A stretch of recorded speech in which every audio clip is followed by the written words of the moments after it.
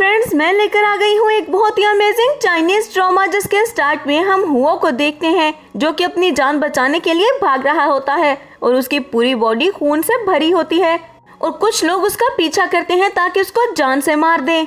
तभी हुओ खुद को बचाने के लिए एक रूम में इंटर कर जाता है और उस रूम में जियांग मौजूद होती है और हम देखते हैं कि वो दोनों साथ नाइट स्पेंड करते हैं। हुओ अपना जेट पेंडेंट जियांग को देकर वहाँ से आ जाता है और बोलता है तुम ही मेरी वाइफ बनोगी। 5 साल बाद हम हुओ को देखते हैं, वो अपने असिस्टेंट से बोलता है कि क्या तुम उसको नहीं ढूंढ पाए। इस पर असिस्टेंट बोलता है कि सर आपने तो उसका चेहरा भी नहीं देखा था, इतनी कम इन्फॉर्मेशन के साथ हम एक लड़की को कैसे ढूंढे। ये सुनकर हुओ को गुस्सा आ जाता है और असिस्टेंट को गुस्से से देखते हुए बोलता है कि कुछ भी करो लेकिन जल्दी से उसको ढूंढो। तभी हम एक छोटे बच्चे यैन को देखते हैं जो कि भागते हुए हुओ के पास आता है और उसे बोलता है डैडी आप मेरे डैडी है ना। और जेट पेंडेंट उसे दिखाते हुए बोलता है कि मैं अपनी मम्मा के साथ यहाँ पर आया था पर मेरी आंट वैन बहुत ही ज्यादा बुरी है और अपने बेटे के साथ मेरी मम्मा की शादी करवाना चाहती है। अब हुओ पूछता है कि तुम्हारी मदर कहाँ पर है। तभी हम यैन को देखते हैं कि वो उसे लेकर अपनी मदर के पास चला जाता है। दूसरी तरफ आंट वैन पर हमारा सीन शिफ्ट होता है जो कि जियांग से जबरदस्ती करती हैं कि तुम्हें मेरे बेटे से शादी करनी होगी और उनका बेटा जो भी बोलता है कि हाँ तुम मुझसे शादी करोगी ताकि मुझे वारिस दे सको। जियांग बोलती है कि मैं ऐसा कुछ नहीं करूंगी। इस पर वो दोनों उसे बुली करने की कोशिश करते हैं। तभी वहाँ पर हुओ आ जाता है और जियांग को बचा लेता है। आंट वैन और जो के जाने के बाद जियांग उससे पूछती है कि क्या तुम ठीक हो, तो वो बोलता है कि हाँ मैं बिल्कुल ठीक हूँ। और फिर वो जियांग से बोलता है कि मैं तुम्हारी और तुम्हारे बेटे की रिस्पॉन्सिबिलिटी लेने के लिए तैयार हूँ, क्या तुम मुझसे शादी करोगी। इस पर जियांग बोलती है तुम्हें कोई हिडन डिजीज है क्या जो तुम मुझसे छुपा रहे हो, वरना ऐसे कैसे तुमने शादी के लिए बोल दिया। तो वो कहता है कि मुझे कोई हिडन डिजीज नहीं है और मैं बहुत सोच समझ कर ये बात कर रहा हूँ। जियांग इसके लिए पहले तो नहीं मानती है लेकिन हुओ के कहने पर वो उसके साथ बैठकर बात करती है और सब कुछ डिस्कस करती है। तभी हुओ उसे अपने साथ चलने के लिए मना लेता है। नेक्स्ट सीन में हम देखते हैं कि वो दोनों मैरिज सर्टिफिकेट लेने के लिए जाते हैं और मैरिज सर्टिफिकेट बनवा कर वो दोनों बाहर आ जाते हैं। तभी वो उसे एक रिंग देता है जिस पर वो हैरान रह जाती है और बोलती है अरे तुम इस सब के लिए रेडी हो क्या। वो बोलता है हाँ बिल्कुल मैं इस सब के लिए रेडी हूँ। तभी हम यैन को देखते हैं जो कि बोलता है कि मम्मा बारिश होने वाली है, जरा इधर तो देखें। ये देखकर जियांग काफी ज्यादा घबरा जाती है और हुओ से बोलती है हम बाद में मिलेंगे और स्कूटर पर अपने बेटे को लेकर वहाँ से चली जाती है। उसके जाने के बाद वहाँ पर असिस्टेंट आता है और वो बोलता है कि मेरी वाइफ की हेल्प करो ताकि वो रिच हो जाए और उसे ये फील भी ना हो कि ये सब कुछ मैंने किया है। रात में हम जियांग को देखते हैं कि वो घर नहीं पहुँच पाती और बारिश में बुरी तरह से भीग रही होती है। तभी वो यैन को एक तरफ छुपा देती है और खुद अपनी चीजें उठाने के लिए जाती है कि इतने में वहाँ पर हुआ उसकी हेल्प के लिए आ जाता है और फिर उसे लेकर घर जाता है और वहीं पर कुछ बातें करते हुए वो जियांग को किस करने ही वाला होता है कि जियांग को यैन की आवाज सुनाई देती है और यैन की आवाज सुनकर वो काफी ज्यादा पैनिक हो जाती है। तभी हुओ का हाथ पकड़कर घर से बाहर निकालते हुए बोलती है मुझे रेस्ट की जरूरत है, आप भी जाकर रेस्ट करें। हुओ जाकर अपनी गाड़ी में बैठ जाता है। तभी उसके पास असिस्टेंट आते हुए बोलता है कि कंपनी में बहुत इंपॉर्टेंट काम आ गया है, आपको चलना होगा। इस पर हुओ बोलता है कि मैं यहाँ से कहीं भी नहीं जाने वाला, मैं उन दोनों का ख्याल रखने के लिए यहाँ पर हूँ ताकि उनकी हिफाजत कर सकूँ और असिस्टेंट को वहाँ से भेज देता है। दूसरी तरफ हम जियांग को देखते हैं जो कि यैन को चेक करती है कि उसे काफी हाई फीवर है। वो कुछ भी समझ नहीं पाती और यैन को लेकर बाहर आ जाती है ताकि उसको लेकर हॉस्पिटल जा सके लेकिन उसे कोई भी टैक्सी नहीं मिलती। इतने में जियांग के हाथ से अम्ब्रेला भी गिर जाती है। तभी हुओ अपनी अम्ब्रेला लेकर वहाँ पर आता है। जियांग हुओ की तरफ देखती है और वो भी काफी ज्यादा बारिश में भीग चुकी थी और उसकी भी हालत काफी ज्यादा खराब थी, इसलिए वो भी बेहोश हो जाती है। इस पर हुओ काफी ज्यादा परेशान हो जाता है और उन दोनों को लेकर हॉस्पिटल जाता है। कुछ ही देर में वहाँ पर असिस्टेंट भी आ गया था और हम हुओ को देखते हैं कि वो तो इतना ज्यादा परेशान था कि खुद ही उन दोनों का ख्याल रख रहा था। कुछ ही देर में जियांग को होश आता है और वो देखती है कि वो यैन का ख्याल रख रहा है। तभी वो उसे थैंक्स करती है कि हमारी जान तुमने बचा ली। इस पर हुआ बोलता है कि मैं ही नहीं डॉक्टर्स भी डर गए थे तुम दोनों की हालत देखकर। इस पर जियांग बोलती है कि आज मुझे बहुत ही ज्यादा अच्छा फील हुआ है क्योंकि आज तुमने मेरी इतनी ज्यादा केयर की, आज से पहले कभी किसी ने मेरा इतना ख्याल नहीं रखा। वो दोनों एक दूसरे से बात कर ही रहे होते हैं कि तभी यैन को भी होश आ जाता है और वो बोलता है डैडी आप यहाँ पर हैं। वो यैन की तरफ देखता है और उसके पास जाता है। तभी जियांग वहाँ से उठकर चली जाती है और यैन बोलता है क्या मम्मा आपसे नाराज हैं? उनको केक्स बहुत ज्यादा पसंद है, आप उनके लिए कपकेक्स और केक्स लेकर आए, वो मान जाएंगी। वो बोलता है कि क्या तुम मुझे टिप्स दे रहे हो? तभी वो बोलता है कि हाँ ये हमारा सीक्रेट है, आप मम्मा को मत बताइएगा। दूसरी तरफ हम जियांग को देखते हैं जिसे ग्रैंडमा की कॉल आती है और वो उसे मिलने के लिए बुलाती हैं और साथ में बोलती हैं कि तुम हुओ को भी लेकर आओ। इतने में हुओ भी वहाँ पर आ जाता है और जियांग बोलती है कि अगर तुमने सब कुछ सुन लिया है तो मुझे बताओ कि क्या तुम मेरे साथ चलोगे। तो वो कहता है कि हाँ मैं चल सकता हूँ, लेकिन मुझे कंपनी में कुछ इम्पोर्टेंट काम है, तुम यैन को लेकर जाओ, मैं जल्दी आ जाऊंगा। जियांग यैन को लेकर वहाँ से निकल जाती है। नेक्स्ट सीन में हम देखते हैं ग्रैंडमा के बर्थडे पार्टी में बहुत सी डेकोरेशंस होती हैं और सू और शेन वहाँ पर बहुत ही मजे से बात करते हुए बोलते हैं जियांग अभी तक नहीं आई, आज भी वो लेट है। कुछ ही देर में जियांग यैन के साथ वहाँ पर आ जाती है और जो उन्हें देखते हुए बोलता है तुम्हें जरा भी शर्म नहीं है ना, मैं तुम्हें छोड़ कर आ गया, उसके बावजूद तुम यहाँ पर आ गई हो। और वो उससे बदतमीजी करने की कोशिश करता है और जैसे ही वो यैन को टच करता है तो इस पर जियांग को काफी ज्यादा गुस्सा आता है और वो उसे थप्पड़ मार देती है। इस पर जो को और भी ज्यादा गुस्सा आता है और जो बोलता है तुम्हारी हिम्मत कैसे हुई ऐसा करने की। जियांग कहती है कि मेरे बेटे के बारे में कुछ मत बोलना। तभी सू बोलती है कि मुझे ये बताओ कि अगर हम इसके बारे में कुछ ना बोलें तो इसके फादर कहाँ पर है, इसके फादर को बुला लो और हम इसके बारे में कुछ भी नहीं बोलेंगे। जियांग हुओ को कॉल करती है और हुओ जो कि कंपनी में काम कर रहा होता है जल्दी से जियांग के पास जाने के लिए निकलता है। जियांग की कॉल करने पर वहाँ पर खड़े किसी भी इंसान को यकीन नहीं आता कि सच में यहाँ पर कोई पर्सन आने वाला है और सबको लगता है कि शायद जियांग प्रिटेंड कर रही है सबके सामने एम्बेरसमेंट से बचने के लिए, और सभी आकर उसे फिर से बुली करने लगते हैं कि हमें पता है तुम झूठ बोल रही हो, ऐसा कोई पर्सन हो ही नहीं सकता। कुछ ही देर में वहाँ पर हुओ भी आ जाता है और उसे देखते हुए सू बोलती है कि अरे ये जियांग तुमने भी किसको ढूंढ लिया, कोई भिखारी लगता है ये, तुम इसको जो से कंपेयर कर रहे हो, जरा जो को देखो वो कितनी बड़ी कंपनी में पार्टनर बनने वाला है। और जो भी बताता है कि मैंने असिस्टेंट लियो के साथ कॉन्ट्रैक्ट साइन करना है जिसके बाद मैं बहुत ही ज्यादा रिच हो जाऊंगा। ये बात सुनते हुए वो स्माइल करता है और अपना मोबाइल निकालकर किसी को टेक्स्ट करता है, जिसके बाद वो जो से बोलता है क्या कहा तुमने, लियो के साथ तुम कॉन्ट्रैक्ट साइन करने वाले हो। तभी जो बोलता है हाँ बिल्कुल, लेकिन तुम नहीं कर पाओगे। इस पर वो बोलता है तुम भी नहीं कर पाओगे। जो कहता है कि तुम कौन होते हो ये सारी बातें करने वाले। इस पर वो उसे बताता है क्योंकि मैंने ही लियो को मना कर दिया इसलिए। कुछ ही देर में वहाँ पर लियो भी आ जाता है और जो जल्दी से उससे हाथ बढ़ाता है ताकि उससे मिल सके, लेकिन लियो उसे धक्का देते हुए बोलता है मैं तुम्हारे साथ काम नहीं करना चाहता और जितने भी कॉन्ट्रैक्ट्स मैंने तुम्हारे साथ साइन किए थे उन सबको मैं कैंसिल करता हूँ। जिसके बाद वो जियांग और यैन को लेकर वहाँ से चला जाता है और वहाँ से जाने से पहले यैन उन दोनों को जुबान दिखाता है। ये देखकर तो सू और जो को और भी ज्यादा गुस्सा आ जाता है। बाहर जाते हुए जियांग बोलती है कि वो पर्सन कौन था। तभी उसे हुआ बोलता है अरे वो मेरा बॉस था, वो मुझे काफी ज्यादा पसंद करते हैं इसीलिए मेरी हेल्प करने के लिए आ गए। इस पर जियांग बोलती है लेकिन मुझे तुम्हारे बॉस की आदत बिल्कुल अच्छी नहीं लगी, हर जगह पर शो ऑफ नहीं करना चाहिए। तो वो कहता है बिल्कुल ठीक। अब जियांग वहाँ से जाने ही वाली होती है जब वो बोलता है कि मैं तुम्हें एक नए घर में शिफ्ट करने वाला हूँ, और फिर यैन और जियांग को लेकर एक नए घर में जाता है और बोलता है अब से तुम यहाँ पर रहोगे। जियांग बोलती है इतना बड़ा घर तुम्हारे पास कहाँ से आया। तो वो बोलता है कि अरे मेरे बॉस ने दिया। जियांग कहती है जरा बचकर रहो, आखिर तुम्हारा बॉस तुम्हारे साथ इतना अच्छा क्यों है। इस पर वो बोलता है शायद मैं अपने बॉस के बहुत से काम करता हूँ और उनको बहुत प्रॉफिट देता हूँ, इसीलिए मेरा बॉस बहुत अच्छा है, इसीलिए तुम फिक्र ना करो। तभी जियांग यैन को लेकर वहाँ से चली जाती है। दूसरी तरफ हम ग्रैंडमा को देखते हैं जो कि जियांग से बोलती हैं कि मैं तुमसे मिलने के लिए आ रही हूँ, लेकिन उनकी व्हीलचेयर स्लिप हो जाती है और वो उसको कंट्रोल नहीं कर पाती। सामने से आता हुआ वो जल्दी से उनको रोकता है और उनको बचा लेता है। इस पर ग्रैंडमा उसको देखते हुए बोलती है मैं तुम्हें एक लड़की से मिलवाऊंगी, उसको अपनी गर्लफ्रेंड बना लो, तुम मेरी ग्रैंड डॉटर के साथ काफी ज्यादा अच्छे लगोगे। इस पर वो बोलता है अरे ग्रैंडमा मैं मैरिड हूँ, लेकिन कोई बात नहीं, मैं आपको आपकी ग्रैंड डॉटर के पास छोड़ आता हूँ। वो जैसे ही ग्रैंडमा को लेकर वहाँ पर जाता है तो जियांग बोलती है कि अरे आप अभी तक यहाँ पर हैं और ग्रैंडमा आप। तभी ग्रैंडमा बोलती हैं तुम इसको जानती हो। तो जियांग बताती है कि हाँ ये मेरा हस्बैंड है। इस पर ग्रैंडमा काफी ज्यादा खुश हो जाती हैं और बोलती हैं अरे मुझे तो ये पहले ही बहुत ज्यादा पसंद आया था। जियांग ग्रैंडमा से बोलती है कि आप अंदर आए, हम मिलकर डिनर करते हैं। नेक्स्ट सीन में हम उन चारों को मिलकर डिनर करते हुए देखते हैं जिसमें वो बहुत ही ज्यादा खुश थे।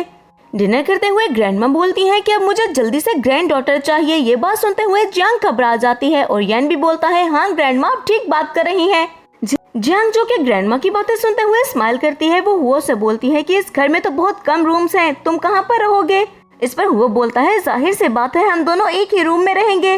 रात में हम जियांग को देखते हैं जो कि अपने बेड पर लेटी होती है। तभी उसकी फ्रेंड की उसे कॉल आती है और उसकी फ्रेंड बोलती है तुमने शादी कर ली और मुझे बताया भी नहीं, आखिर तुम कैसे दोस्त हो। तभी जियांग कहती है, अरे मुझे माफ कर दो, लेकिन ये सब कुछ इतना जल्दी हुआ, मैं तुम्हें नहीं बता सकी। और उसके फ्रेंड उसे अगले दिन मिलने के लिए बुलाती है। नेक्स्ट मॉर्निंग हम हुओ को देखते हैं जो कि बैठा चाय पी रहा होता है कि इतने में वहाँ पर जियांग भी आ जाती है और हुओ से पूछती है कि ग्रैंडमा कहाँ पर है। इस पर वो बताता है कि ग्रैंडमा येन को लेकर यहाँ से गई हैं ताकि हम दोनों एंजॉय कर सकें। अब मुझे बताओ कि एंजॉय करना कैसे है। जियांग बताती है कि आज मेरी क्लास रियूनियन है और मैं वहाँ पर जा रही हूँ। नेक्स्ट सीन में हम क्लास रियूनियन का सीन देखते हैं जहाँ पर जो और बाकी सारे क्लासमेट्स भी मौजूद होते हैं। इतने में वहाँ पर मिस्टर जेंग आ जाते हैं और सब उनको बहुत ही ज्यादा रिस्पेक्ट देते हैं और उनकी बहुत ही ज्यादा तारीफ करते हैं। तभी जो बोलता है कि आज के सारे खाने के पैसे मैं पे करूंगा। वो ये शो करवाना चाहता था कि वो बहुत ही ज्यादा रिच है। तभी वहाँ पर जियांग भी अपनी फ्रेंड श्याओ के साथ आ जाती है और वो सभी खाने के टेबल पर बैठ जाते हैं जहाँ पर जियांग की सारी क्लास फेलोज उसे बुली करने की कोशिश करती हैं। इस पर जियांग को काफी ज्यादा गुस्सा आता है और श्याओ से तो बर्दाश्त ही नहीं होता, लेकिन जियांग उसे चुप रहने को बोलती है और जो से भी बर्दाश्त नहीं होता, इसीलिए वो हुओ के बारे में भी अजीबोगरीब बातें करने लगता है कि वो तो बहुत ही पुअर इंसान है। कुछ देर में वहाँ पर हुओ आ जाता है और जियांग उससे मिलकर उसे बैठने के लिए बोलती है तो हुओ भी वहाँ पर बैठ जाता है, लेकिन जो को तो अपनी एम्बेरसमेंट के लिए कोई ना कोई टॉपिक चाहिए था, इसीलिए वो हुओ की इंसल्ट करने लगता है और बोलता है, तुम जैसा पुअर इंसान तो यहाँ का बिल अफोर्ड भी नहीं कर सकता, जो भी ऑर्डर करना है कर लो, मैं सारा बिल पे कर दूंगा। वो वाइन की बॉटल्स ऑर्डर करता है जिसके बाद वेट्रेस बिल लेकर आती है और फिर बताती है कि 2.5 मिलियन बिल है। ये सुनकर तो जो शॉक ही रह जाता है और बोलता है, इतना ज्यादा। तभी वेट्रेस बताती है कि 250,000 की एक बॉटल थी। इस पर जो बोलता है, तुमने जानबूझकर महंगी वाइन ऑर्डर की। तभी जियांग कहती है, क्या तुमने ही तो कहा था कि सारा बिल पे कर दोगे, तो अब करो।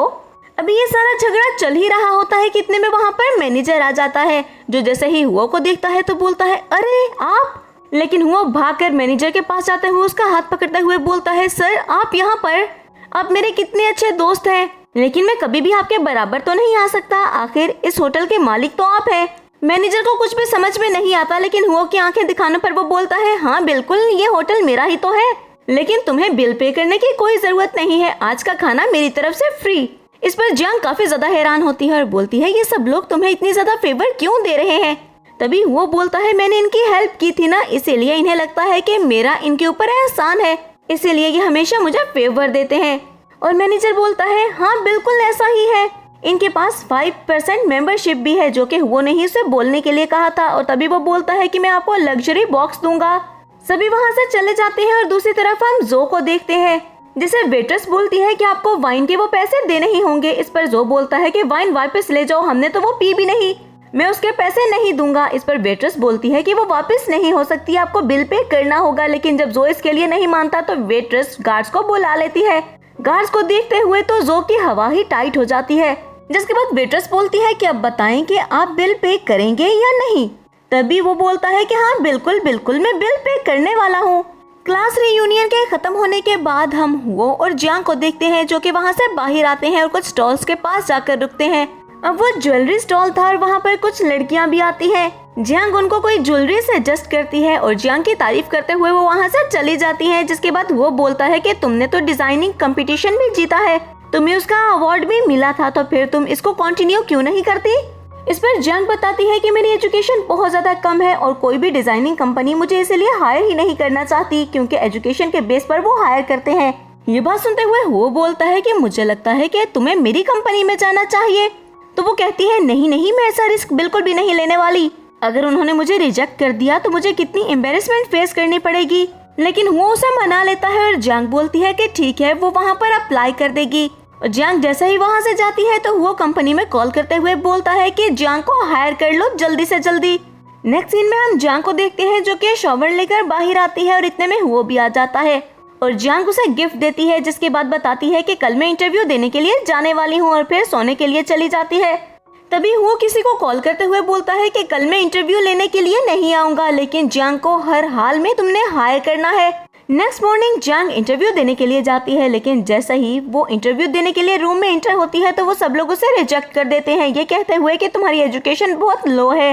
इतने में वहाँ पर लियू आता है और बोलता है कि मैं इसको हायर कर रहा हूँ, खबरदार जो तुम में से किसी ने इसको निकालने की कोशिश भी की तो। ये सुनते हुए जियांग बहुत ही खुश होते हुए रूम से बाहर आ जाती है। तभी कुछ लोगों को बातें करते हुए सुनती है हुओ के बारे में और उसके पास जाते हुए बोलती है, क्या हुओ तुम्हारा प्रेसिडेंट है। इस पर वो लोग हाँ बोलते हैं। तभी वो कहती है कि अच्छा ये बताओ कि क्या वो मैरिड है। इस पर वो सब बताते हैं कि नहीं वो मैरिड नहीं है। तभी वो सुकून का सांस लेते हुए सोचती है कि वो मेरा हस्बैंड कैसे हो सकता है। मैं ज्यादा सोच रही हूँ, वो तो एक आम सा इंसान है, वो कैसे प्रेसिडेंट बन गया। तभी वो दोनों पर्सन पूछते हैं कि क्या तुम हुओ को लाइक करती हो। तो वो बोलती है नहीं मैं मैरिड हूँ, और ये कहकर जियांग वहाँ से चली जाती है। और फिर वो हुओ को चाय पर बुलाती है और रेस्टोरेंट में उसका वेट करती है। और कुछ ही देर में हुओ आता है, लेकिन हुओ को किसी के साथ बात करते हुए देखकर सोचने लगती है कि आखिर ये कौन है। हुओ जैसे ही जियांग के पास आकर बैठता है तो जियांग बोलती है कि आखिर वो पर्सन तुमसे इतनी इज्जत से बात क्यों कर रहा था, जबकि वो बहुत ही ज्यादा रिच था। तभी हुओ बोलता है कि अरे पिछले साल मैंने उसकी बीवी और बच्चे को बचाया था, इसीलिए वो मेरा एहसानमंद है। चाय पीने के बाद हुओ बिल पे करने के लिए जाता है, लेकिन तभी वहाँ पर जो आ जाता है, जो आकर जियांग से बदतमीजी करता है। तो हुओ जियांग के सामने आकर बोलता है क्या प्रॉब्लम है तुम्हें। लेकिन जो को अभी भी सुकून नहीं आया था, तो वो गुस्से में आकर उसे थप्पड़ मारता है। जो को अच्छा सबक सिखाते हुए जियांग को लेकर वो वहाँ से बाहर जाता है। तभी एक पर्सन हुओ के पास आकर बोलता है कि मुझे तुमसे बात करनी है। इस पर जियांग डरते हुए बोलती है ये तो गुंडा लग रहा है, और उसके बाद बोलती है कि मैं पुलिस को बुला लूंगी, तुम ऐसे इसको लेकर नहीं जा सकते। तो वो कहता है तुम घर जाओ, मैं शाम में घर आ जाऊंगा, सब ठीक है। वो वहाँ से चला जाता है। और तभी हम जो को देखते हैं, जो कि जियांग के पास आते हुए बोलता है कि हुओ ने मुझे पहले मारा, मैं जाकर इसकी रिपोर्ट कर सकता हूँ, वरना तुम्हें मुझे पैसे देने होंगे। जियांग काफी ज्यादा घबरा जाती है और बोलती है मुझे बताओ तुम्हें कितने पैसे चाहिए, मैं तुम्हें पे कर दूंगी। नेक्स्ट सीन में हम असिस्टेंट को देखते हैं, जो कि गार्ड्स के साथ मिलकर जो को पकड़ कर लेकर आता है। और वो फिर से उसकी अच्छे से धुलाई करता है, जिसके बाद वो घर आ जाता है, उसको वार्निंग देते हुए कि दोबारा जियांग के पास मत जाना। जियांग उसे देखकर खुश हो जाती है और उसे हक करते हुए बोलती है कि सब कुछ कैसे सॉल्व हुआ। इस पर वो बोलता है कि मेरे एक फ्रेंड ने मेरी हेल्प कर दी इसीलिए, लेकिन तुम अब बिल्कुल भी फिक्र मत करो क्योंकि मैं बिल्कुल ठीक हूँ। नेक्स्ट मॉर्निंग जियांग अपने ऑफिस जाती है और वहाँ पर अपनी कोलीग से बात करती है। तभी उसकी कोलीग बताती है कि प्रेसिडेंट की लिफ्ट दूसरी तरफ है। जियांग जैसे ही उस तरफ देखती है तो हुओ को उस लिफ्ट में एंटर होता देखकर शॉक रह जाती है और बोलती है हुओ यहाँ पर। अब उसकी सारी कोलीग्स वहाँ से चली जाती हैं और वो सोचने लगती है कि हुओ तो सिर्फ एक इंजीनियर है, तो फिर वो उस लिफ्ट को कैसे यूज कर सकता है। शाम में जब सब काम से फ्री होते हैं तो सभी अपने घर की तरफ जाने लगते हैं। तभी हुओ की जियांग को कॉल आती है, वो पूछता है कि क्या मैं तुम्हें पिक करने के लिए आ जाऊं। इस पर जियांग बोलती है हाँ आ जाओ। लेकिन हुओ जैसे ही आता है तो वो उससे बोलती है कि मैंने सुबह तुम्हें लिफ्ट में जाते हुए देखा, तुम वीआईपी लिफ्ट में क्या करने गए थे। इस पर हुओ बोलता है कि मैं अपने बॉस के साथ था। ये बात सुनते हुए जियांग हंसते हुए कहती है अरे तुम इतने ज्यादा हैंडसम हो, कहीं तुम्हारे बॉस को ही तुम पर क्रश तो नहीं आ गया। तो ये सुनकर हुओ भी हंसने लगता है और बोलता है ऐसा कुछ भी नहीं है, मेरी लाइफ तो तुम और मेरा बेटा है। और फिर वो जियांग को लेकर घर आ जाता है। रात में जियांग को एक पार्सल रिसीव होता है जिसमें उसे एक नाइटी मिलती है और उसे देखकर वो काफी ज्यादा हैरान होती है और बोलती है इसको मैं कैसे पहनूं। इसके बाद वो दोनों ही सोने के लिए लेट जाते हैं और जियांग सोचती है कि क्या ये मुझे बिल्कुल भी पसंद नहीं करता।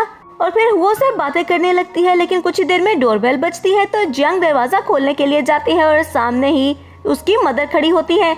जियांग पूछती है कि आप कौन।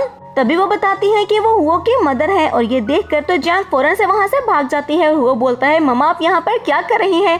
वो बताती है कि मुझे जैसे ही पता चला कि तुमने शादी कर ली है तो मुझसे तो सब्र ही नहीं हुआ, मैं अपनी बहू से मिलना चाहती थी इसीलिए आ गई। और फिर अंदर जाकर वो बहुत ही अच्छे से जियांग से बात करती है। नेक्स्ट मॉर्निंग जियांग अपनी फ्रेंड के साथ शॉपिंग पर जाती है, जहाँ पर दो लड़कियां उसे बुली करने की कोशिश करती हैं कि इतने में वहाँ पर आंट आते हुए बोलती है मैं भी देखती हूँ कि मेरी हुओ फैमिली को कौन बुली करने की कोशिश करता है। आंट हु को देखकर जियांग काफी ज्यादा खुश हो जाती है और बोलती है अरे आप यहाँ पर।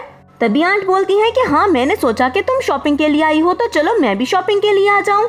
अब आंट हु उन दोनों लड़कियों को वहाँ से जाने के लिए बोलती हैं, लेकिन उन दोनों लड़कियों को ये लगता है कि शायद आंट हु मजाक कर रही हैं और वो उसका भी मजाक बनाने लगती हैं। इतने में आंट हु गार्ड्स को बुलाती हैं और गार्ड्स आकर उन लड़कियों को अच्छा सबक सिखाते हैं। शियाओ वहाँ से उन्हें गुड बाय बोलते हुए चली जाती है कि मैं बाद में आऊंगी, मुझे कुछ जरूरी काम है। और कुछ ही देर में वहाँ पर हुओ भी आ जाता है।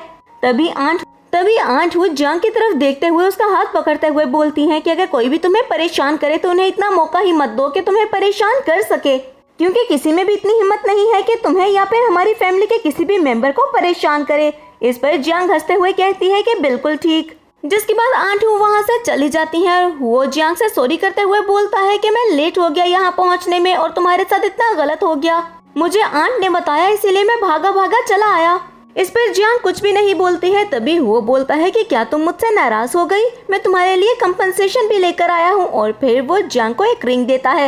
वो डायमंड रिंग देखकर तो जियांग बहुत ही ज्यादा खुश हो जाती है और स्माइल करती है। इस पर वो बोलता है कि क्या तुम्हें ये पसंद आई।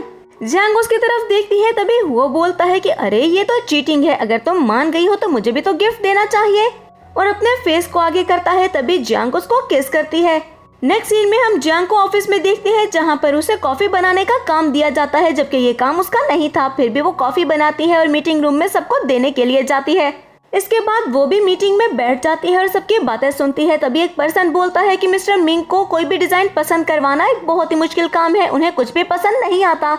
लेकिन जियांग इस बात को एज अ चैलेंज लेती है और फिर उस फ्लैशबैक को याद करती है कि जब उसके बनाए गए सारे डिजाइन ही उसके क्लाइंट्स को बहुत ही ज्यादा पसंद आया करते थे। तभी जियांग बोलती है कि मैं सब कुछ संभाल लूंगी। तो उसकी कोलीग बोलती है अरे ये इतना आसान नहीं है, मिस्टर मिंग या मिस्टर हुआंग को खुश करना बहुत ही ज्यादा मुश्किल काम है, तुम फंस जाओगी। लेकिन जियांग बोलती है फिक्र मत करो, मैं सब देख लूंगी।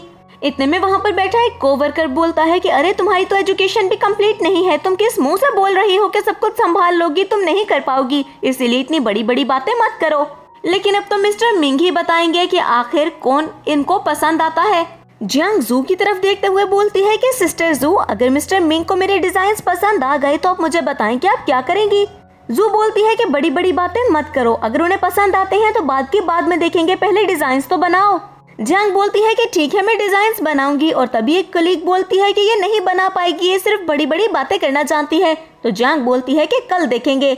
नेक्स्ट सीन में हम जू को देखते हैं, जो कि हुओ और असिस्टेंट के पास जाकर उनको सब कुछ बताती है। और वो बोलते हैं कि जियांग को कोई प्रॉब्लम ना हो, हमें सब कुछ देखना होगा। और ये कहकर हुओ असिस्टेंट को लेकर वहाँ से चला जाता है।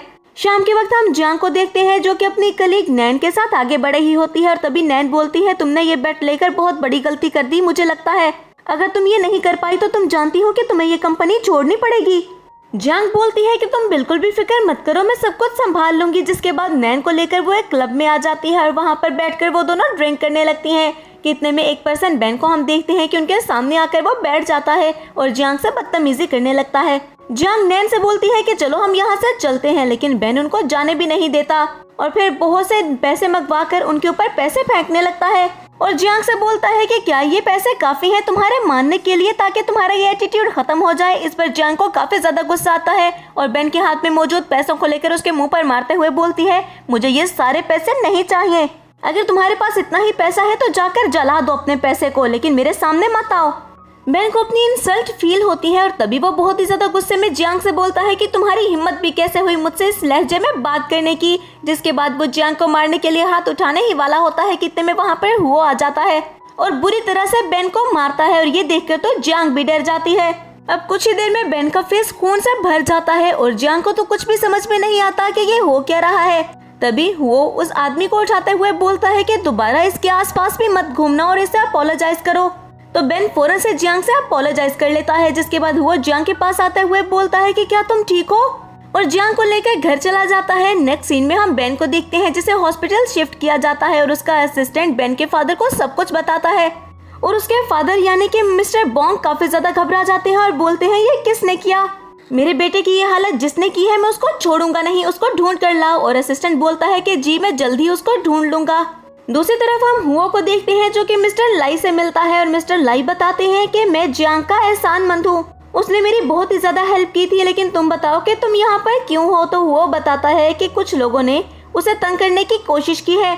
अब लाई बोलता है कि फिक्र मत करो, मैं उन्हें अच्छा सबक सिखाऊंगा। और फिर वो सभी मिस्टर बॉन्ग से मिलने के लिए चले जाते हैं। मिस्टर बॉन्ग जैसे ही हुओ और लाई को देखते हैं तो वो भागते हुए उनके करीब आते हैं और बोलते हैं अरे सर आप यहाँ पर क्या कर रहे हैं, अगर आप दोनों आने वाले थे तो मुझे पहले बता देते, मैं कुछ प्रेपरेशंस करवा लेता, ऐसे अचानक आप कैसे आ गए। तभी हुओ बोलता है कि आप मिस्टर बॉन्ग है ना। तो वो बोलता है जी जी मैं ही मिस्टर बॉन्ग हूँ। तभी हुओ कहता है कि मैं आपके बेटे को ढूंढ रहा हूँ। इस पर वो काफी ज्यादा हैरान होते हुए सोचते हैं कि मेरा बेटा तो बिजनेस भी नहीं करता, आप जैसा बड़ा आदमी मेरे बेटे को कैसे जानता है। मिस्टर लाई बोलते हैं कि मैंने सुना है कि आपका बेटा हॉस्पिटल में है और काफी ज्यादा इंजर्ड है। इस पर मिस्टर बॉन्ग बोलते हैं हाँ सही सुना है, मेरे बेटे को किसी बीस्ट ने बहुत ही बुरी तरह से मारा है, पता नहीं कौन जानवर था वो। मिस्टर बॉन्ग ये सारी बातें करते हुए और भी ज्यादा उसकी बुराइयां करने लगते हैं। जिस पर वो बोलता है कि क्या आप सही कह रहे हैं। तभी वो बोलते हैं हाँ बिल्कुल, एक दफा वो पर्सन मुझे मिल जाए मैं तो उसे जिंदा नहीं छोड़ूंगा। वो कुछ देर खड़ा होकर उसकी सारी बातें सुनता है और फिर कदम आगे बढ़ाते हुए बोलता है कि मैं तुम्हारे सामने खड़ा हूँ, जो कर सकते हो कर लो मेरे साथ। बॉन्ग को तो कुछ भी समझ में नहीं आता कि वो क्या बोल रहा है। तभी बॉन्ग बोलता है कि मिस्टर हुओ आप क्या कहना चाहते हैं। तभी हम असिस्टेंट लियो को देखते हैं जो कि बॉन्ग को थप्पड़ मारते हुए बोलता है कि मिस्टर हुओ ही थे जिसने तुम्हारे बेटे को सबक सिखाया था और मिस्टर हुओ की वजह से ही तुम्हारा बेटा इस वक्त हॉस्पिटल में है। अब बताओ कि क्या कर सकते हो तुम मिस्टर हुओ के साथ, तुम इनको जिंदा नहीं छोड़ोगे। बॉन्ग को तो अब कुछ भी समझ में नहीं आता कि वो क्या करे और वो बोलता है ये सब हो क्या रहा है। तभी हुओ बोलता है कि जिस पर्सन को तुम्हारे बेटे ने बुली किया था वो मेरी वाइफ है, तो तुम्हें क्या लगता है कि कोई मेरी वाइफ को आकर बुली करेगा और मैं उसको छोड़ दूंगा। अब बॉन्ग बहुत ही ज्यादा शौक होते हुए घुटनों के बल नीचे जमीन पर बैठ जाता है और हाथ जोड़ते हुए बोलता है कि मेरे सन को पता ही नहीं होगा कि वो आपकी वाइफ है, इसीलिए उसने उसे बुली कर दिया, वरना ऐसा हो सकता है कि वो आपकी वाइफ को बुली कर देता, आप उसको बस एक दफा माफ कर दे। इस पर हुआ फिर से उसे थप्पड़ मारते हुए नीचे जमीन पर फेंकता है और फिर उसका गिरेबान पकड़ते हुए बोलता है क्या मतलब, अगर वो मेरी वाइफ ना होती तो वो उसको ऐसे ही बुली करता। अब हुआ जैसे ही पीछे हटता है तो गार्ड्स बॉन्ग को मारने लगते हैं और मिस्टर लाई बोलते हैं कि तुम्हारा बेटा अगर आज ये सब बिहेव कर रहा है तो ये सब तुम्हारी वजह से है, क्योंकि तुमने अपने बेटे को कुछ भी मैनर्स नहीं सिखाए। लेकिन ये बात याद रखो कि तुम्हारे बेटे की वजह से अब तुम्हारी फैमिली खत्म होने वाली है, बहुत जल्द शिन फैमिली का नामो निशान भी मिट जाएगा। और वो कहता है कि एक बात मैं फिर से बता दूं, कोई भी अगर मेरी वाइफ की तरफ देखेगा भी तो मैं उसके टुकड़े टुकड़े कर दूंगा, तुम्हारा बेटा तो भी फिर भी जिंदा है। जिसके बाद वो मिस्टर लाई के साथ वहाँ से बाहर आ जाता है और मिस्टर लाई से मिलते हुए वो वहाँ से चला जाता है और मिस्टर लाई उसको ग्रीट करते हैं। जिसके बाद मिस्टर लाई जियांग को कॉल करते हैं और उसको बताते हैं कि मैं तुमसे मिलने के लिए आ रहा हूँ। तभी जियांग बोलती है कि आप प्लीज मेरे हस्बैंड को मत बताइएगा कि मैं एक डिजाइनर हूँ। मिस्टर लाई बोलते हैं कि हाँ ठीक है मैं नहीं बताऊंगा और कॉल बंद करते हुए सोचते हैं कि मैं हुओ को ये ना बताऊं कि जियांग एक डिजाइनर है और जियांग को ये ना बताऊं कि वो एक प्रेसिडेंट है, आखिर क्या क्या छुपाऊं मैं। और फिर अपने असिस्टेंट के साथ वहाँ से चले जाते हैं। दूसरी तरफ जियांग हुओ का ही वेट कर रही होती है और हुओ जैसे ही घर आता है तो काफी ज्यादा खुश होती है और साथ खाना खाने के बाद वो सोने के लिए लेट जाते हैं। नेक्स्ट मॉर्निंग हम लाई को देखते हैं जिससे जियांग मिलने के लिए जाती है और मिस्टर लाई बताते हैं कि मैं तुम्हारे साथ कॉन्ट्रैक्ट साइन करने वाला हूँ, तुम फिक्र मत करो। और पेपर साइन करके वो जियांग को पकड़ाते हैं और जियांग मीटिंग रूम में जैसे ही जाती है तो उसके कोवर्कर्स बोलते हैं कि शिन फैमिली का बेटा अभी भी बीमार है, वो डेथ बेड पर है और तुम्हारी इतनी हिम्मत के तुम मीटिंग रूम में आ गई, तुम्हें क्या लगता है कि शिन फैमिली तुम्हें छोड़ देगी।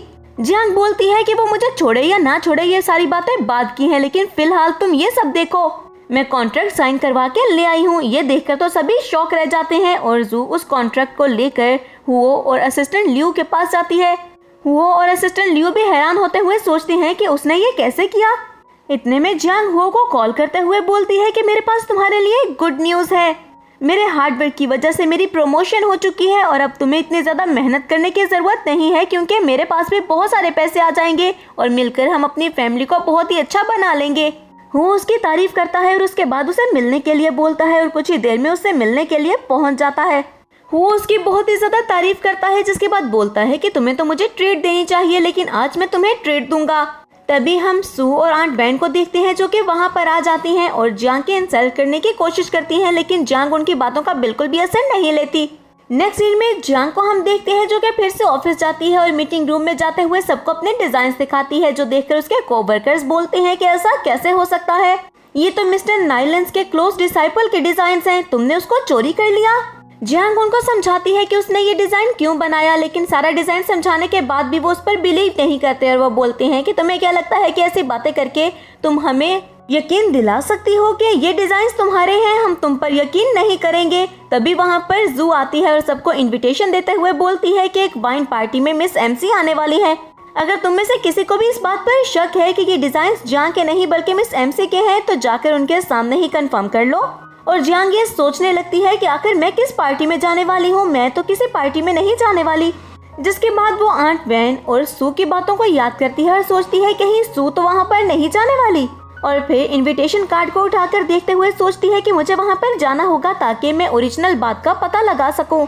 जिसके बाद वो सभी मेंबर से बोलती है कि अब मुझे जाना होगा क्योंकि मुझे बहुत ही ज्यादा इम्पोर्टेंट काम करना है। और नेक्स्ट सीन में रात के वक्त हम जियांग को देखते हैं जो कि रेडी होकर उस वाइन पार्टी में पहुंच जाती है और कुछ ही देर में बताया जाता है कि मिस एमसी यहाँ पर आ चुकी हैं और सामने सू को आता देखकर तो वो स्माइल करने लगती है और बोलती है, देखा मेरा शक बिल्कुल ठीक था। अब सू जैसे ही स्टेज पर जाती है तो उसके पास जाते हुए जंग बोलती है कि तुम सबके सामने प्रिटेंड कर रही हो कि तुम एमसी हो। तुम्हें क्या लगता है कि सब तुम्हारी बात पर यकीन कर लेंगे? इस पर सू काफी ज्यादा गुस्से में आ जाती है और बोलती है, ये क्या बकवास कर रही हो तुम? मैं ही तो एमसी हूँ, मेरे अलावा और कौन एमसी हो सकती है? और फिर से खुद को एमसी बताकर सबको इंट्रोड्यूस करवाने लगती है। लेकिन तभी जियांग बोलती है कि एमसी मैं हूँ तो फिर तुम कैसे हो सकती हो? इस पर सू को काफी ज्यादा गुस्सा आता है और जियांग के सामने आते हुए बोलती है, तुम झूठ बोल रही हो, तुम कैसे हो सकती हो एमसी? और वहाँ पर मौजूद कोई भी पर्सन जियांग पर यकीन नहीं करता है। तभी जियांग बोलती है कि ठीक है, हम यहाँ पर प्रूफ कर लेते हैं कि कौन रियल एमसी है। इस पर सू घबरा जाती है क्योंकि उसका झूठ अब पकड़ा जाने वाला था, इसीलिए वो बोलती है, मैं यहाँ पर सबके सामने काम नहीं करूंगी, तुम्हें क्या हर चीज मजाक लगती है? और गार्ड से बोलती है कि तुम लोग खड़े मेरा मुंह क्या देख रहे हो, इसे यहाँ से धक्के देकर बाहर निकाल दो। इतने में मिस्टर लाई की आवाज सुनाई देती है जो कि अपने असिस्टेंट के साथ अंदर आते हुए बोलते हैं, किसकी इतनी हिम्मत है कि यहाँ पर आकर तमाशा करे और कौन किसको बाहर निकालने वाला है? और सू तो उनको देखकर घबरा ही जाती है, जबकि जियांग के फेस पर स्माइल आ जाती है। अब सब लोग मिस्टर लाई को देखते हुए बोलते हैं कि मिस्टर लाई यहाँ पर आ चुके हैं, अब यही बताएंगे कि रियल एमसी कौन है और कौन उनकी डिसाइपल थी। मिस्टर लाई जैसे ही आगे बढ़ते हैं तो सू उनके करीब जाते हुए उनको अपनी बातों में फंसाने की कोशिश करती है, लेकिन मिस्टर लाई गुस्से से बोलते हैं, तुम्हारी हिम्मत कैसे हुई प्रिटेंड करने की? और फिर बाकी लोगों पर गुस्सा करते हुए बोलते हैं कि तुम लोगों को क्या लगता है कि ये मेरी डिसाइपल हो सकती है?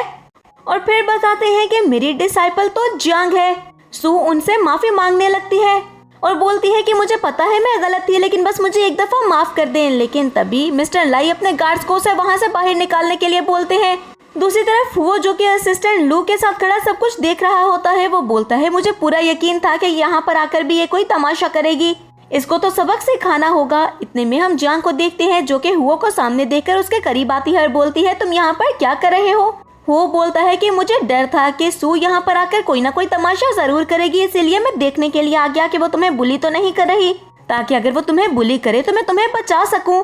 अब वो जियांग से पूछता है कि तुम इतनी अच्छी डिजाइनर हो, तुमने मुझे बताया क्यों नहीं? तभी जियांग बताती है कि कुछ टाइम पहले मैंने कुछ डिजाइन बनाए थे और फिर ऑनलाइन पोस्ट कर दिए, जो कि मिस्टर लाई को बहुत ही ज्यादा पसंद आए।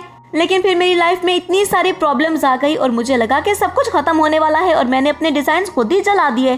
तभी जियांग बोलती है कि अच्छा छोड़ो सारी बातें, हम ये बाद में डिस्कस कर लेंगे, अभी घर चलते हैं। और वो कहता है कि ठीक है घर चलते हैं और घर चलने के बाद मुझे भी तुम्हें कुछ बताना है। ये बात सुनते हुए जियांग हैरान हो जाती है। नेक्स्ट सीन में हम सू को देखते हैं जिसके पेरेंट्स इस वीडियो को देखते हैं कि उसे हर जगह से निकाल दिया गया है। इस पर उसके फादर को बहुत ही ज्यादा गुस्सा आता है और सू को वो थप्पड़ मारते हैं और बोलते हैं, तुमने हमारी फैमिली को बर्बाद कर दिया। उसकी मदर भागते हुए उसके पास आती हैं और तभी सू को एक फोन कॉल आती है और उसे बताया जाता है कि जिन कॉन्ट्रैक्ट्स के साथ वो काम कर रही थी वो सारे कॉन्ट्रैक्ट्स खत्म कर दिए गए हैं। ये बात सुनते हुए तो सू और भी ज्यादा घबरा जाती है। फिर वो असिस्टेंट लियो को कॉल करते हुए बोलती है कि आप मेरे साथ कॉन्ट्रैक्ट खत्म नहीं कर सकते, आखिर हमारा इतना पुराना कॉन्ट्रैक्ट था। तो लियो बोलता है कि मैं ये कॉन्ट्रैक्ट खत्म कर चुका हूँ क्योंकि मेरे बॉस नहीं चाहते कि हम आपके साथ काम करें, आप एक धोखेबाज हैं। तुम जहाँ भी काम करना चाहती हो कर सकती हो, लेकिन हमें फोन करके तंग मत करो। सू को तो कुछ भी समझ में नहीं आता कि वो क्या करे और उसके फादर सारी चीजें तोड़ते हुए बोलते हैं कि अब हमारी फैमिली बैंकक्रप्ट होने वाली है और ये सब कुछ तुम्हारी वजह से हुआ। तुम्हें इतना ही बदला लेने का शौक था तो ये तो देख लेती कि तुम क्या करने वाली हो और उससे हमारी फैमिली को कितना नुकसान पहुंच सकता है। दूसरी तरफ रात में हम जियांग और हुओ को एक साथ देखते हैं जहां पर हुओ बोलता है कि तुम बहुत ही ज्यादा अच्छी हो, लेकिन अगर मैं तुम्हें एक सच बताऊं तो? अब जियांग बोलती है कि हाँ बताओ, और वो उसे बात बताने ही वाला होता है कि इतने में जियांग को ग्रैंडमा की कॉल आती है और वो जियांग को बताती है कि कल येन की एक कॉन्फ्रेंस है तो तुम्हें स्कूल जाना होगा उसकी कॉन्फ्रेंस अटेंड करने के लिए। और जियांग इसके लिए मान जाती है, जिसके बाद ग्रैंडमा बोलती है कि तुम इतने टाइम से येन से मिलने के लिए नहीं आई हो, येन तुमसे काफी ज्यादा गुस्सा है। जियांग बोलती है, ओ हाँ मैं तो काम में इतना ज्यादा बिजी हो गई, मुझे टाइम ही नहीं मिला। क्या येन अभी जाग रहा है, मैं उससे थोड़ी सी बात कर लूं? ग्रैंडमा बताती है कि नहीं, येन अभी तो सो चुका है, लेकिन तुम दोनों सुबह आ जाना। ये सुनते हुए जियांग बोलती है, ठीक है आप भी रेस्ट करें, मैं और हुओ दोनों ही सुबह आ जाएंगे आपसे और येन से मिलने के लिए। कॉल बंद करने के बाद जियांग हुओ की तरफ देखते हुए बोलती है कि हाँ बताओ क्या इम्पोर्टेंट बात थी जो कि तुम करने वाले थे। हुओ बात करने ही वाला होता है कि तभी जियांग के दिमाग में एक फिर से खुराफाती ख्याल आता है और वो सोचती है कि येन तो इसका बेटा नहीं है, क्या पता येन की मौजूदगी से ये जेलस फील करता हो। और तभी वो बोलती है, क्या येन के आसपास होने से तुम जेलस फील करते हो? क्या तुम्हें यैन नहीं पसंद? इस पर वो बोलता है कि मुझे वो पसंद क्यों नहीं होगा, तुम और यैन ही तो मेरी पूरी लाइफ हो। जंग स्माइल करते हुए बोलती है क्या सच में तुम माइंड नहीं करते? तो वो बोलता है बिल्कुल भी नहीं, मैं माइंड कर ही नहीं सकता। नेक्स्ट मॉर्निंग वो ग्रैंडमा से मिलने के लिए निकलने ही वाले होते हैं, लेकिन जैसे ही गाड़ी में बैठते हैं तो असिस्टेंट की कॉल आती है। अब स्पीकर पर कॉल लगाकर जैसे ही जंग कॉल अटेंड करती है तो आगे से जैसे ही वो प्रेसिडेंट बोलता है तो वो हैरान रह जाती है। प्रेसिडेंट सुनकर वो जल्दी से कॉल बंद कर देता है और जंग बोलती है ये सब क्या था? तभी वो बोलता है कि शायद उसने किसी और को कॉल करनी हो, ऐसा कैसे हो सकता है कि वो मुझे कॉल करना चाहता हो, उसने गलती से कॉल कर दी होगी। जंग बोलती है कि ठीक है, हम दोबारा से कॉल करके पता कर लेते हैं और फिर से वो कॉल कर देती है, जिससे उसे पता चल जाता है कि वो ही प्रेसिडेंट है उस कंपनी का जहाँ पर वो काम करती है और हुओ ने उसे झूठ बोला। तभी हुओ से नाराज होते हुए वो वहाँ से चली जाती है कि तुमने मुझे धोखा दिया। अब जंग जैसे ही जाकर यैन से मिलती है तो जैन बोलता है कि क्या डैडी आपके साथ नहीं आए? तो वो बहाना बनाती है कि उसको कुछ इम्पोर्टेंट काम था और उसे लेकर स्कूल चली जाती है। जिसके बाद वो जैसे ही बाहर आती है तो सू उसका एक्सीडेंट करने के लिए गाड़ी तेज रफ्तार में उसकी तरफ लेकर आती है, लेकिन हम देखते हैं कि वो उसको बचा लेता है। सू को अभी भी सुकून नहीं आता और फिर से वो उसको मारने के लिए आती है और बोलती है मैं तुमको छोड़ूंगी नहीं, लेकिन वो जंग को बचाने के लिए खुद सामने आ जाता है और इंजर्ड होकर बेहोश हो जाता है। जंग रोने लगती है, जिसके बाद वो उसे लेकर हॉस्पिटल जाती है और हुओ के पास बैठकर सारे फ्लैशबैक्स को याद करती है कि हुओ उसका कितना ख्याल रखता था और बोलती है कि प्लीज जल्दी होश में आ जाओ। कुछ ही देर में हुओ को होश आ जाता है और उसे देखते हुए जंग उसे हक कर लेती है और बोलती है तुम्हें पता है मैं कितना ज्यादा डर गई थी, मुझे इतना अकेला अकेला फील होने लगा था। जिसके बाद वो उसे बोलती है कि मैं तुमसे नाराज थी, लेकिन तुमसे तो मैं बाद में हिसाब बराबर करूंगी, पहले मुझे सू से अपने सारे हिसाब बराबर करने हैं। और ये कहकर वो वहाँ से चली जाती है और असिस्टेंट हो के पास आकर बताता है कि मैंने सारे प्रूफ्स कलेक्ट कर लिए हैं कि मैडम की मदर को किसने मारा था। नेक्स्ट सीन में हम जंग को देखते हैं जो कि अपनी जंग फैमिली में यानी कि सू से मिलने के लिए जाती है और अपने फादर को सब कुछ बताती है कि सू ने और इसकी मदर ने मिलकर ही मेरी मदर को मारा था और इसके साथ ये भी बताती है कि सू ने मुझे मारने की कोशिश की। इस पर उसके फादर काफी ज्यादा गुस्से में आ जाते हैं और सू को थप्पड़ मारते हुए बोलते हैं कि तुम्हारी हिम्मत भी कैसे हुई। तब भी सू फिर से जंग पर इल्जाम लगाने की कोशिश करती है, लेकिन इस पर जंग फिर से उसे थप्पड़ मारते हुए बोलती है इस बार मुझे फ्रेम करने की कोशिश मत करना। जिसके बाद सू को थप्पड़ मारते हुए जंग बहुत ही ज्यादा गुस्से में बोलती है कि आज अगर तुम दोनों माँ बेटी ने सारा सच मुझे और मेरे फादर को ना बताया तो मैं अपने हाथों से तुम दोनों की जान ले लूंगी। तभी सू की मदर सारी बात बताने लगती हैं और वो ये भी बताती हैं कि सू उसकी सिस्टर नहीं है और ना ही उसके हस्बैंड की डॉटर, उन्होंने अपने हस्बैंड को भी चीट किया था। और इसके साथ ही ये भी बता देती है कि जंग की मदर को भी उन दोनों ने मिलकर मारा था। जिस पर जंग तो शॉक ही रह जाती है। उन दोनों को पुलिस पकड़ कर ले जाती है और तभी वहाँ पर हुओ आता है जो कि जंग को लेकर घर ले आता है। जंग बोलती है कि तुम अभी कोमा से उठी हो और फौरन मुझे लेने के लिए आ गए। तभी हुओ से माफी मांगते हुए बोलता है कि तुम मुझे डांट लो मार लो, लेकिन प्लीज मुझे छोड़कर जाने की बात मत करना। और उसे अपोलोजाइज करता है तो वो उसे माफ कर देती है। जिसके बाद वो दोनों एक दूसरे को हग करते हैं और फिर अपने पुराने घर जाते हैं जहाँ पर कुछ गार्ड्स भी सेलिब्रेशन के लिए खड़े होते हैं। हुओ की मदर भी वहाँ पर आ जाती है और आकर वो जंग से मिलती हैं और इसके साथ ही हमारे इस ड्रामा की हैप्पी एंडिंग होती है। तो फ्रेंड्स, मैं उम्मीद करती हूँ कि आपको ये ड्रामा पसंद आया होगा। अगर आपने इसको एंजॉय किया है तो वीडियो को लाइक करें और अगर आप हमारे चैनल पर न्यू हैं तो चैनल को सब्सक्राइब करके बेल आइकन के बटन को प्रेस कर दें ताकि न्यू आने वाले ड्रामास आपको बिना किसी देरी के मिलते रहें।